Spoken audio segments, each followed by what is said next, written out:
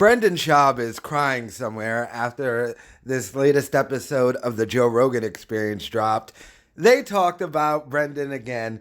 Joe Rogan's going to explain the situation in which he talked Brendan out of being a UFC fighter, and he admits something. So I'm going to play this and give you my thoughts on it. Let's check it out. Years ago, you told Brendan on this podcast that he shouldn't. Yes. Like, when do you feel like a fighter should walk away? Like, for example, with me and him, I was friends with him, so I knew that he wasn't really committed. And also, I trained with him a few times, and I knew like it was his lust for training wasn't there. And I was worried that neurologically he was suffering because you could only get KO'd so many times.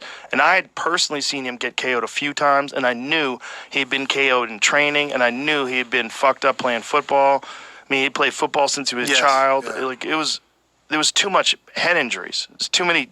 I'm like, there's gonna come a point in time where you have to stop, and now is the best time to stop. Like, you already have a career. You're doing podcasting. You're doing well. He was making more money doing podcasting than he ever did fighting. Yeah. I'm like, dude, you've got it out right now. You're a funny guy. You're fun to hang out with. I mean, he might not have the best stand-up, but talking to the dude, he's a funny dude. He's got a great personality. He's fun to talk to. It's so hard for people to walk away because it's their identity. Their whole identity is wrapped up in being a fighter. That's true. It's so fucking important to have people in your life that's honest with you. Yes. Like my best friend I keep talking about, like that's the one person that can be honest with me. Like, you telling Brendan that, like, or just being honest enough to say, you need to polish up your stand-up. Yeah. Like, a lot of people surround themselves with yes men. Like, that comfort, right? Mm-hmm. It's so important to have people that's going to be honest with you. It's very important. And that's the reason why I have people on speed dial that I can call. I can call Rashad. I can call Kamal. I can call Eddie Alvarez. I can call Anthony Mandler. I can call my friend. Like, and they can just be honest with me. Like, I will literally tell them what I'm thinking. Yeah. I might receive the information and use it later down the line, but I just need to know. Like, I got guys that are married, happy. Like, I just fish for information. That's my therapy. I don't feel like I need to go waste money to talk to some random motherfucker. Sometimes you do. Right. Ain't nothing wrong with therapy because everybody keep telling me, like, therapy is the way to go. But I feel like it's important to have people in your life that's going to be honest with you.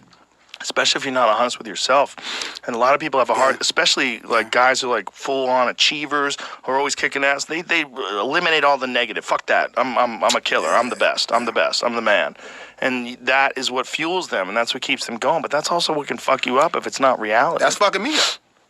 Like, I wait. Exactly, Brendan Schaub. And that is not reality for Brendan Schaub.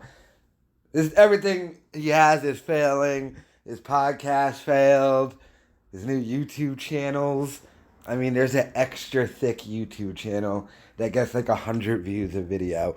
How sad is that? But I like how Joe Rogan admitted he's not good at stand-up. And this is the same episode in which Joe Rogan says he wishes he can get Brendan Schaub a handler. Even though Brendan Schaub apparently has an amazing team. Do ya? That Mufasa-looking guy. And the whole Bobby Lee debacle. And I just feel bad for Joe that this is his success story. He talked Brendan Schaub out of fighting to become a podcaster, and yet this dude is so messing it up. I mean, how many times is this dude going to screw up? Remember the whole slinging episode?